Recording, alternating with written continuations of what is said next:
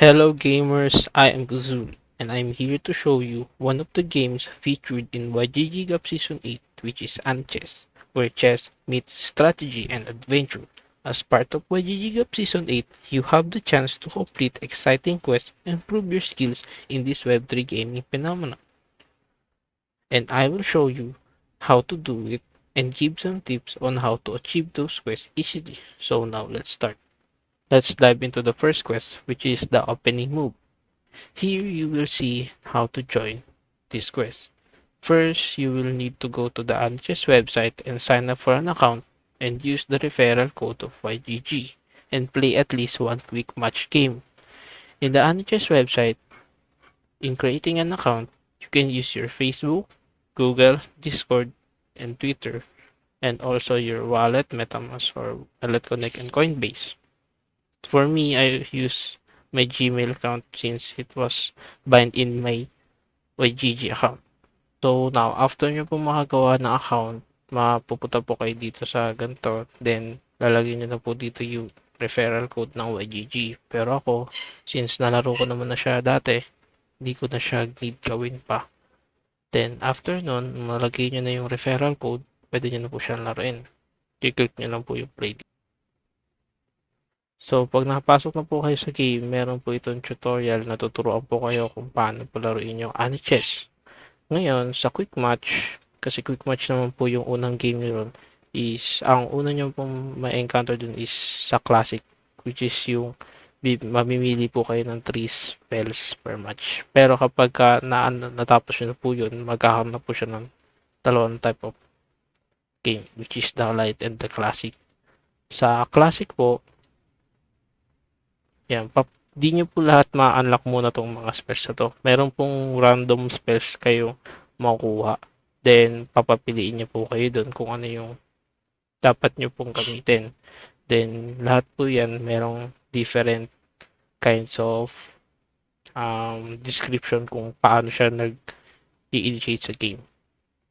Tapos, hindi nyo po pala kailangan manalo pa kasi ang indication na naman po dun sa description sa quest is makapaglaro po ng at least one na quick match game. So, ayun, okay lang po na matalo sa first na quick match. Then, after nun, pag nagawa niya na po yun, babalik lang po kayo dito sa website ng YGG, then sa opening move, then, ifa-follow nyo po itong criteria, which is, kailangan nyo po mag-tweet. Neto po. Popost nyo po yung picture, tapos gagawin nyo po yung tag. Then, after that, pwede na po kayo mag-submit ng form. Then, goods to go na po. So, now, let's move on to the next quest, which is the rank rookie. And here, how you can join the quest. Set up your account following the steps in the opening quest. Play quick matches until you have accumulated enough wins to unlock the rank mode. Ngayon po, dito sa rank mode, sa rank match, ito sa ano na to, para ma-unlock mo po siya, dapat makapaglaro po kayo ng quick match and manalo kayo ng 5 beses. So, ang payo po sa inyo is para ma-unlock nyo po kagad ito is maglaro lang po kayo ng maglaro ng classic, which is malaki po kasi yung advantage kasi 3 spells po yung magagamit nyo rito. Ngayon, sa bawat account is merong ma-unlock na different na mga spells. Ngayon, iba-iba po siya kada account. Pwede nyo po kagad ma-unlock. Ito po, which is ito yung ito. Pero pinaka-uncommon po dito na na-unlock agad sa mga account, lalo sa mga bagong gawang account is itong Parkour Mech, House Recruit, or Impostor, or itong Bishop po. Ngayon, ang mabibigay ko po sa inyo tip dito is gumamit po kayo ng spells na kung saan alam nyo po kagad na magkakaroon kayo ng advantage or like parang gamay nyo na siya kagad. The more na kasi naglalaro kayo, the more na mas malalaman nyo kung ano yung mga dapat spells na gamitin nyo sa board. Pinaka-common ko nakikita is Bishop 2.0 kasi kaya nyo pong lumuktaw sa isang piece. So, ito, para po siguro sa mga may heal gumamit ng Bishop sa cape or like itong Impostor. Pero, since iba-iba naman po tayo ng playstyle, mas better po na mas gamayin nyo po muna yung mga spells na naka-unlock nyo para habang nagpo-progress kayo sa game, mas alam nyo na kung paano mas manalo or like ano yung mga dapat nyong gawing opening or like ano yung mga strategy na dapat nyong gawin.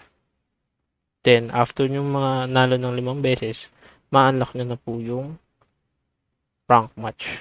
Then, sa rank match, dito po kasi is tatlong spells lang siya. Unlike sa quick match na may light mode, dito po tatlong spells na yung ginagamit. So, pag na-unlock nyo to, mas okay kasi mas pa-practice pa kayo kasi nababawasan na yung ilo nyo. Which is pinakamahalagang part ng game kasi part din sa susunod na quest. For the final quest sa normal po, so finally, the last quest is the journey to GM. And here how you can join the game. Sign up for an account following the step in the opening move quest. Play games and increase your ELO rating to 1,300.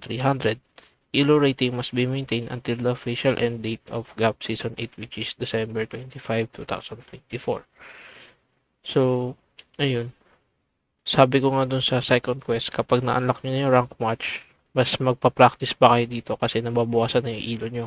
So, ngayon, kailangan nyo na lang pong gawin dito is maglaro and manalo. Mahalaga is manalo.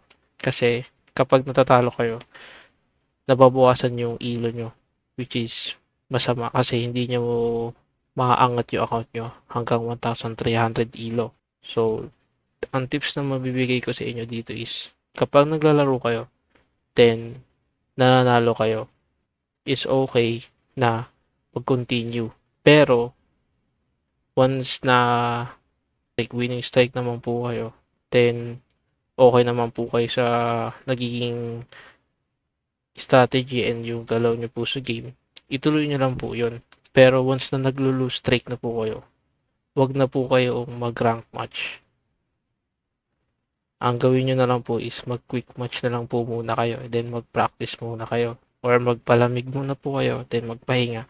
Kasi ang chess po is talagang gagamit po kayo ng utak nyo po rito. Like, mag-iisip po kayo ng strategy and such. So, mapapagod po kayo. So, pag napagod kayo, di na kayo makapag-isip ng mas mabuti. So, mahihirapan po kayo mag-progress sa game. So, baka yung lose streak nyo mas lumala. So, mas bumaba pa yung rank nyo. So, ang payo po rito is, kapag win streak naman po kayo, ituloy nyo lang po. Then, magpahinga. Then, mag-isip. Then, pag lose streak, ganun din po. Huwag nyo muna ituloy yung rank match. Magpahinga, mag-rest, mag-practice sa quick match, then after nyo makapagpalamig and makapag-isip, tuloy nyo lang po yung laro nyo. Diba? Kasi mas okay po yun. Then, yun nga, so habang nagpo-progress kayo sa game, mas na-unlock nyo yung ibang mga pieces dito. Yan. Kasi lahat po yan is merong mga required gawin para ma-unlock, which is yun na yung sa premium quest. So, explain ko siya later. Pero ayun yung mapapayo ko sa rank match. Magpahinga, mag-isip, mag-aral. Kapag lose strike, magpahinga. Mag-isip ulit, then practice. Yun lang. Wala po ako mabibigay na payo about sa kung ano yung magandang spell. Kasi lahat po tayo is may kanya-kanyang playstyle. So, dapat alam nyo po kung ano yung mga spell na dapat nyong gamitin na tingin nyo pong mas magkakaroon kayo ng advantage. Now, let's move to the premium quest of Anachess, which is the Spellslinger Grandmaster. And here how you can join the quest. To participate in this quest, you must purchase the YGG Premium Pass for GAP Season 8 and set up your account following the steps in the opening move quest and play enough matches to unlock all 9 spells. So, yung premium pass ng YGG Cup is nagkakahalaga ng 25 YGG. So, dapat nasa Ronin network siya kapag i-mint nyo na siya. So, yun. Dapat nakakonect din yung Ronin wallet nyo pala. Then, yun. Dito, is kailangan mo daw ma-unlock yung 9 spells. So, lahat yan, merong mga missions na dapat mong gawin para ma-unlock siya. Attach ko na lang dito yung mga requirements na dapat nyo gawin. And ang tips na mabibigay ko sa inyo dito is dapat meron kayong kabady na makakalaro nyo ng friendly match kasi may mga spells dito na need mo ng friendly match para ma-unlock. So, ayun. This is it, Pansit. Dito na nagtatapos yung video and I hope na matuto kayo sa video na ginawa ko and makatulong sa inyo sa pagka-grind. And I hope na matapos mo lahat ng dapat mong tapusin ng mga quest. And see you around. Thanks and bye-bye.